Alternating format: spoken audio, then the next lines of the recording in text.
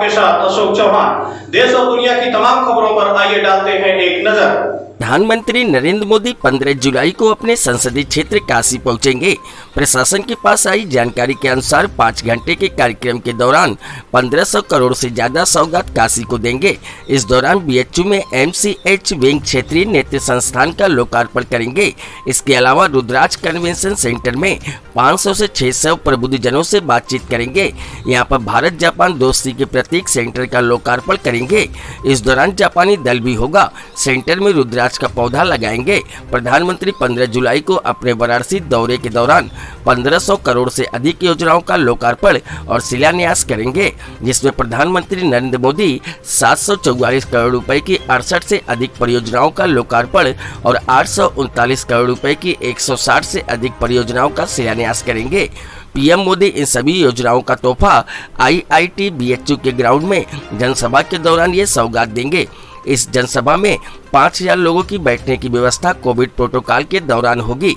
PM जिन प्रमुख योजनाओं का लोकार्पण करेंगे, वाराणसी को जापान के सहयोग से बने hi tech convention centre, Rudraksh Godowlia पर बने multi storey parking, smart school, Gaurav Path, roro cruise 80 से राजघाट के बीच पर्यटन क्रूज, बीएचयू में 100 बेड का MCH विंग, ड्राइवर प्रशिक्षण केंद्र, वाराणसी गाजीपुर मार्ग पर बने ROB सहित अन्य योजनाएं शामिल हैं। सर 15 तारीख को प्रधानमंत्री आ रहे हैं, क्या क्या कार्यक्रम है उनका? माननीय प्रधानमंत्री जी के जो वाराणसी में कार्यक्रम है उसमें एक सोशल डिस्टेंसिंग के साथ जनसभा का आयोजन है, जिसमें बहुत ज़्यादा स्पेस के साथ पब्लिक के बीच में लोकार्पण और शिलान्यास वाराणसी के विभिन्न प्रोजेक्ट्स के किए जाएंगे। उस कार्यक्रम को BHU के IIT ग्राउंड में रखा गया है, जो बहुत ही खुला हुआ ग्राउंड है और जहाँ पे सारे सोशल डिस्टेंसिंग और कोविड प्रोटोकॉल का पालन कराया जा सकता है। इसके उपरांत रुद्राक्ष के ऑडिटोरियम का लोकार्पण है, जो कि भारत और जापान की मैत्री के सहयोग से बना है। उसके लोकार्पण के बाद BHU के अंदर ही डॉक्टर्स के साथ और अधिकारियों के साथ कोविड की तैयारियों के बारे में एक संवाद किया जाएगा। कुल मिला के ये प्रोग्राम सारे जितने भी हैं उनके बाद फिर वाराणसी से उनका डिपार्चर हो जाएगा। इन सभी तैयारियों को लेके सारी जितनी भी आवश्यक मूलभूत जो विभागों को तैयारियां करनी थी वो पूरी करने का कार्रवाई चल रही है और हमारा टारगेट है कि आज ये सारी तैयारियों को फाइनल करा दिया जाए। इसी के साथ जो विभिन्न प्रकार के गेस्ट्स आएंगे या जिन को जनप्रतिनिधियों को जिन को अब प्रतिभाग करना है उन सबको जानकारी दे दी गई है। माननीय मुख्यमंत्री जी भी आज इसका समीक्षा करने के लिए आ रहे हैं और तैयारियों के बारे में और आगे क्या मार्गदर्शन की अपेक्षित होगी वो मार्गदर्शन भी आज माननीय मुख्यमंत्री जी के द्वारा प्रदान किया जाएगा। कोई जापानीज डेलीगेट्स या मेहमान भी आ रहे हैं? चूँकि रुद्राक्ष का जो international cooperation and convention centre है वो जापान सरकार के सहयोग से बना है और जायका नाम की संस्था है, उसकी फंडिंग से भारत सरकार के माध्यम से ये यहाँ वाराणसी में एक नई सौगात मिलने जा रही है। तो निश्चित रूप से जापान की एम्बेसी के लोग भी इसमें शरीक होंगे। उनकी एम्बेसी का कन्फर्मेशन आ रहा है और उनके एम्बेसडर्स या उनके जो अन्य बड़े अधिकारी होते हैं विदेश विभाग के, उनका डेलीगेशन यहाँ पे आएगा और रुद्राक्ष के इनॉग्रेशन के दौरान बाकायदा यहाँ पे उपस्थित रहेगा।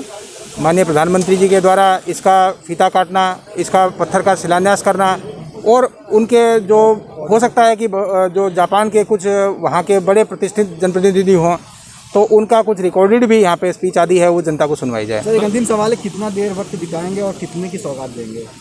माननीय प्रधानमंत्री जी का अभी हालांकि पूरा कार्यक्रम प्राप्त नहीं हुआ है, लेकिन संभावना ये है कि लगभग 5 घंटे का ये वाराणसी का विजिट होगा और 15 जुलाई को सुबह आके अपराह्न तक लगभग उनकी वापसी यहाँ से हो जाएगी। कितने की सौगात देंगे सर? जैसा कि 1550 है, ये कैसे बना, कितने दिनों में बना, क्या क्या फैसिलिटी है यहाँ पे? करीब 2018 के मध्य में इंडियन गवर्नमेंट और जापानीज गवर्नमेंट कोलैबोरेशन से ये प्रोजेक्ट इनिशिएट किया गया था और अब जून 2021 में ये Rudraksh convention centre, international convention centre बनकर तैयार हुआ है। लगभग 3 साल की अवधि में कंप्लीट हुआ है। 186 करोड़ की लागत से ये कन्वेंशन सेंटर यहाँ पे नगर निगम की भूमि थी उसी पे बनाया गया। ये कन्वेंशन सेंटर लेटेस्ट टेक्नोलॉजी और सारे वो एनर्जी कंजर्वेशन मेथड से लेस है जो कि इस समय कहीं भी दुनिया में इस्तेमाल होते हैं। इसका छोटा सा उदाहरण है कि जो हमारा ये बिल्डिंग जो है अपने आप में कम्प्लीटली एनर्जी एफिशिएंट है।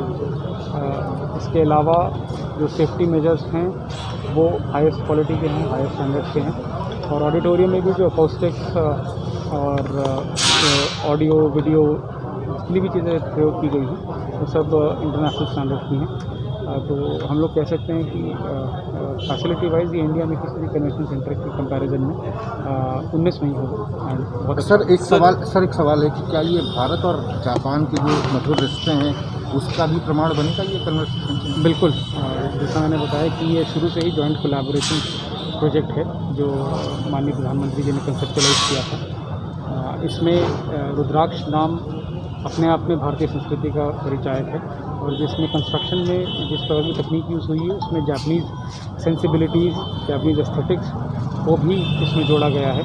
तो इसके निर्माण में, इसकी परियोजना की सोच में और जिसके लिए ये प्रयोग होगा आगे चल के, सभी में भारतीय संस्कृति सभ्यता और जापानीज़ संस्कृति सभ्यता को भी दोनों को साथ में लेकर चला गया है। सर एक सवाल है सर कि कल प्रधानमंत्री जी के संग परसों जापान की डेलीगेट्स भी होने वाले हैं, तो भारतीय संस्कृति में अतिथि देवो भव का जो भाव है उसमें क्या तैयारियां हैं उन डेलीगेट्स के स्वागत के लिए, कैसे आप लोग वेलकम करने जा रहे हैं?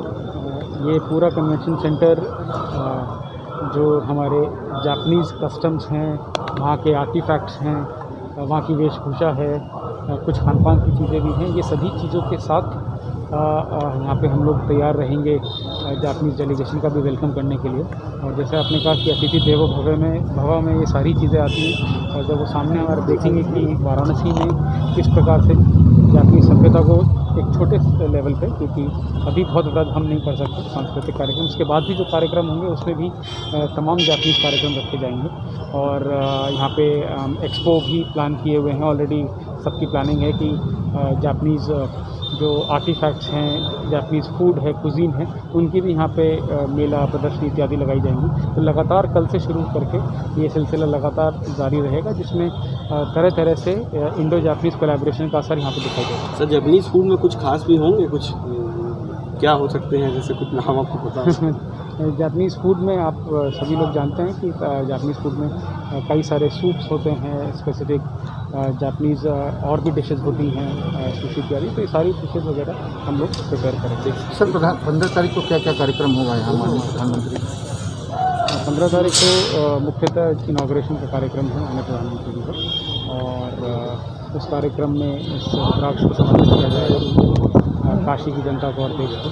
मुख्यतः यही कार्यक्रम है, बाकी इसके सब प्लॉट्स हैं जो कि गाइडेड होते हैं। कुछ प्रबुद्धजनों से भी बैठक भी होनी है क्या यहाँ पे? कुछ खास लोगों से मिलने भी वाले हैं प्रधानमंत्री? काशी के विशिष्ट जनों को यहाँ पे आमंत्रित किया गया है। करीब 500 सोशल डिस्टेंसिंग के नॉर्म्स और कोविड के प्रोटोकॉल को फॉलो करते हुए वो भी इस प्रोग्राम को साथ में अटेंड करेंगे और एक तरह से माननीय प्रधानमंत्री जी के साथ इस रुद्राक्ष के कन्वेंशन सेंटर के इनॉग्रेशन को साझा करेंगे। उनके वेलकम को लेकर के कोई कल्चरल प्रोग्राम हो कुछ जिस तरीके? बिल्कुल, लगातार इसमें वीडियोज़ इत्यादि रहेंगी जो चलती रहेंगी।